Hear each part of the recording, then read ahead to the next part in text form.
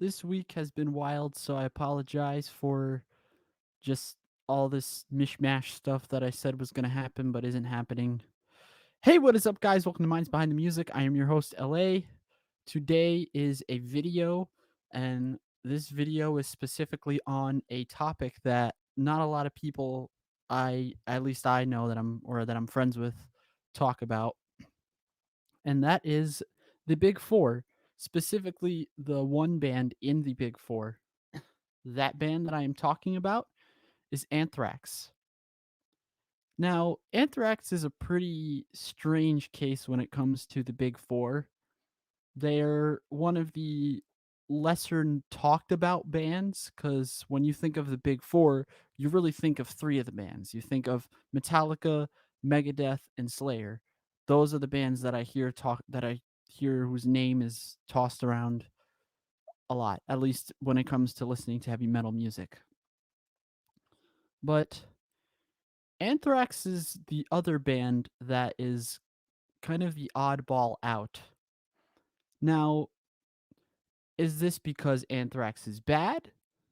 Is this because they're they is this because they're not on is this because they don't release as many albums? Let's find out. Now, for Anthrax being bad, that is very subjective.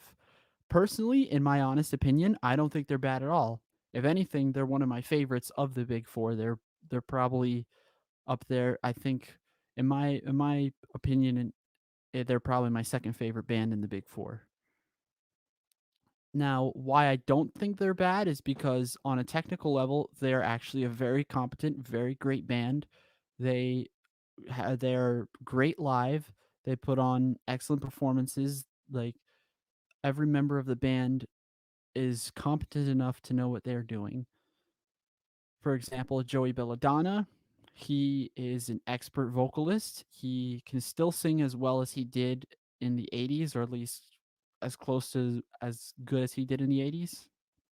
I could say he's as good as Paul Rogers in that aspect. Frank Bello is a really competent bass player. Uh, I made a video about him before, and the way he plays is very unique, very different from a lot of other metal bass players. Charlie Benante, another great example of the rhythm section. I hear from my drummer that he's highly credited in the drum world, uh, so there's definitely nothing to worry about with the rhythm section. The guitarists are good.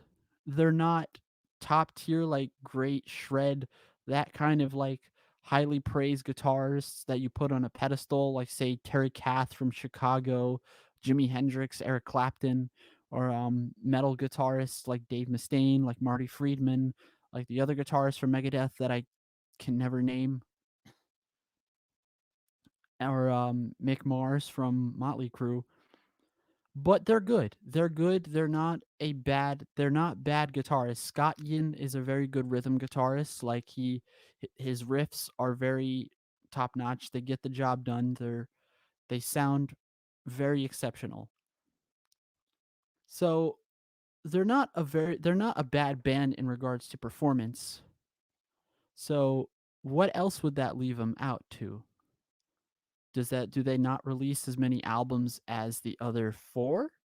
As the other three thrash metal bands? Sorry, not four. Well, let me have a look at that. Anthrax studio albums. Bear with me, ladies and gentlemen.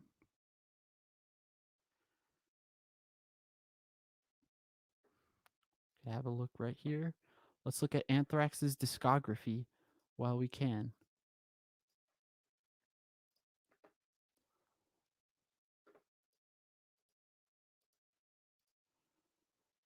Now, what does this say? Now, this is Anthrax's studio discography. Let's see, they got Fistful of Metal. That was their debut album that came out in 1984. Spreading the Disease, 85. Among the Living, 87. That's probably my favorite Anthrax album. I think there's a lot of aggression, a lot of energy, just top-notch thrash metal album I would recommend. State of Euphoria, 1988. Persistence of Time, another favorite of mine from Anthrax. They have a great cover of Got the Time. and Sound of White Noise from '93, Stomp 442. I believe this was around the time that Joey Belladonna left, and they got someone else for that. The Threat is Real, We've Come for You, Worship Music, and For All Kings. So I believe that is 11 albums total. Let's see what oh, oops. Let's see what Megadeth's discography is. And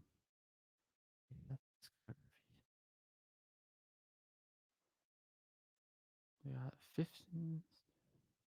Killing is my business. Business is good. See all these. These are Megadeth's albums. A lot of them are very iconic. A lot of them you can name right off the bat. They, I believe, have released 15 studio albums, while Anthrax has only released 11. Which I should have checked right there that Anthrax was I didn't even have to count. It was like right there. It was right under there. Let's see how many studio albums Metallica has released. Metallica discography. Oh, here we go. Metallica discography. Metallica's only released 10 albums, so that's one less than Anthrax. Let's see Slayer discography. 12 albums. So one more than Anthrax. Now, that kind of answers that question. They're not like they have released about a similar amount of albums as say Metallica, Megadeth, and Anthrax has at least released albums around the same amount as Slayer and Metallica. Megadeth seems to be the one that's released the most studio albums. Now, again, this does not define the quality of the band or why they're not popular, but it's just something I wanted to explore. Now, I want to get onto the real meat and potatoes of why, Anthrax is the least talked about, the least, ranked, or the lowest ranked or lowest in popularity of the big four. For one, being if you talk to someone about metal and they're not even big into thrash metal and they're not even big into metal at all, they could probably name you a couple of albums. Like Metallica, you could name the Black Album, you can name Master of Puppets, you can name Ride the Lightning, you can name Kill 'Em All or Injustice for All. They have a bunch of albums that a lot of people know, and a lot of people that aren't even big into Metallica. Now, Slayer, they have iconic albums too. They have South of Heaven, they have Rain and Blood, they have Show No Mercy, their debut album. They have Seasons in the Abyss, they have Diabolus in Musica. Like they have a couple albums that people can name. Maybe not as much as Metallica, but they do have albums that you can name. There's Rain and Blood, and there's Seasons in the Abyss and South of Heaven. Those are top three uh their top three albums that everyone are critically acclaimed that everyone knows. And fun fact, are produced by Rick Rubin, but I think a lot of people know that. Megadeth, they have albums too. They have albums of their own that everyone knows. There's Killing Is My Business. There's Peace Sells, but Who's Buying? They have Rust in Peace. They have Countdown to Extinction. They have The System Has Failed. And they have Euthanasia as well. That's another popular Megadeth album. But there's albums you can name on there. Anthrax, I even admit, on my case, as much as I have love and respect for Anthrax, I always have to look up their discography to remember their albums' names. Like for example, the only ones I can name right off the bat are their first three albums: Fistful of Metal, Spreading the Disease, and Among the Living.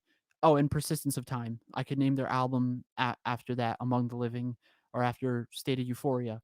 I legit have to look up these albums to remember the names of them, and they're not as popular. The only Anthrax album that I know a lot of people can name right off the bat is Among the Living, because I think that's their most popular, their most critically acclaimed, or yeah, their most, I believe is their best selling, but I could be wrong. If I'm wrong, feel free to let me know. Feel free to educate me on that. But I can't really name some albums right then and there. I can only name at most like four. With Megadeth, Metallica, and Slayer, I could probably name like five or six of them, and maybe even more than that. I believe I can name Metallica's entire discography, and I won't even have to look it up. For Anthrax, that's not the case. I will actually have to take the time to look some of these albums up and and find the names of them. Am I saying that it's because I don't like Anthrax? No, it's mostly because I haven't really ventured them as much as I have with Metallica, Megadeth, Anthrax, and Slayer. This has to do more with popularity, more with their significance in the big four. Like I said before, like you're not when you think of the big four, the first three bands of the big four that come up to mind are Metallica, Megadeth, and Slayer. Anthrax is usually the last one. But that doesn't mean that they're bad. It doesn't mean that it also doesn't mean that they're not a popular band. It just means that, they're not as they're not as talked about. They're not, you know, as famous as the other bands in the big four. Doesn't mean that they're not as significant. It doesn't mean that they're not as talented as the other bands in the big four. And if this and this is just from my opinion, I think in some cases they might be more talented than the members of the big four. Not all of the members, but a decent amount of them. And this is no disrespect to the other bands of the big four. They're great musicians too.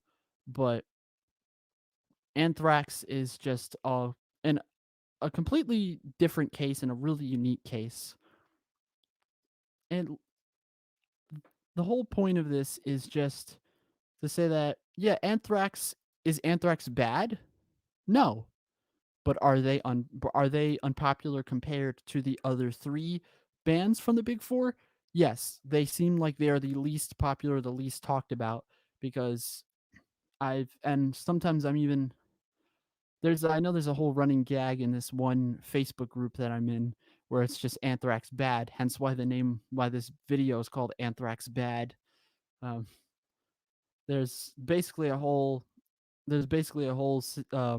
joke surrounding that, and a lot of my metalhead friends, um, I usually hear that when it comes to the big four, a lot of my metalhead friends just talk about the first three. Do they not? I'm not saying they don't talk about Anthrax, but that's kind of an afterthought, which it it, it is a little odd because, like I said, they're a very talented band, have very talented musicians, very great records, a lot of high energy, and they're a pretty heavy band. Some people will disagree. Another reason actually as to why they're not as popular in the big four is because they're one of those I believe they're one of those bands that aren't looked at as the heavy band, as like as heavy as say Metallica or Megadeth or Slayer, that because I think it's because of more their influences and more of how they wanted to sound as a band. Like Joey Belladonna, his vocals sound closer to say a hair metal band rather than a thrash metal band. Am I saying that he sounds bad and sounds like he doesn't fit their music? No, what he does fits their music. I could say I'm not big into Dave Mustaine's singing voice, but his voice fits Megadeth's music.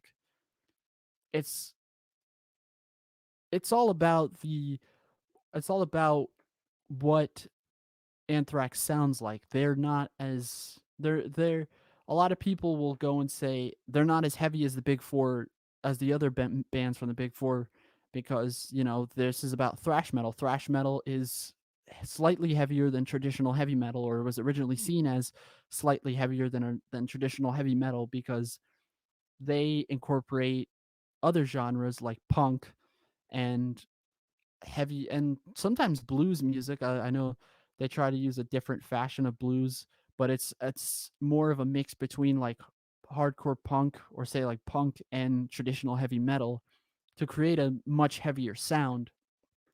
And I think Anthrax doesn't really focus on its heaviness, much less its much it doesn't focus on its heaviness as much as I would say the sound and their playing. Like they play what they think is good, and quite honestly, it's done pretty well. you guys can feel free to disagree with me on this, but I think that Anthrax is just that unique case. Anthrax, like, one of the reasons why there's two big reasons why they're not as heavy as other as the bit as there's two big reasons why they're not as popular as the main three of the big four, and that's being popularity and what they classify as heavy. When you think of the heavy band in the big four, you think of Slayer because they have that unadulterated, they have that straightforward, no nonsense thrash metal that even influenced death metal because of their sound. And they had subject matters that was more focused on being heavy, like on really dark subject matters too, because no other thrash metal band really explored the dark subject matters as Slayer has, like going to hell, uh, the Nazi experiments, violence, pure death. I, a lot of other thrash metal bands have focused on that, but they haven't emphasized those meanings as hard as Slayer has, which a lot of people would say Slayer is the heaviest band. Do I think they're the heaviest band? No, but they're classified as the heaviest band in the big four. And if you think that this is not true, definitely let me know. And Megadeth is up there because they're known for having that really gritty like guitar sound, and I think they've even explored some really difficult themes, like themes of war, themes of government terror, themes of like serial killers going after you and killing you, that kind of stuff. And Metallica has explored some dark themes like suicide, like war as well, and government control and that kind of stuff. Anthrax, yes, they go through that as well, but at the same time, it's not as emphasized as say Slayer or Megadeth. Like Among the Living is that one album that talks about more social themes and social issues that inhabit the society as we know it. Like I Am the Law being about police brutality and just like the police being with too much power, Indians, and even just like others, like it's a skeleton in the closet. There's so many, and there's so many. The rest of the album talks about other issues like that too, but that's the only album that I could think of that talks about difficult and dark subject matters. That's this again ties into the heaviness and the aggression of the song and the sound. If you got and if you guys have any other things you want to say about this, I would definitely love to hear them. But that's honestly how I want to end it. Anthrax, they're not a bad band at all. I think they're a really good band, and I think that they're very overlooked. But I can sort of see why they're not as talked about as, say, the other three bands.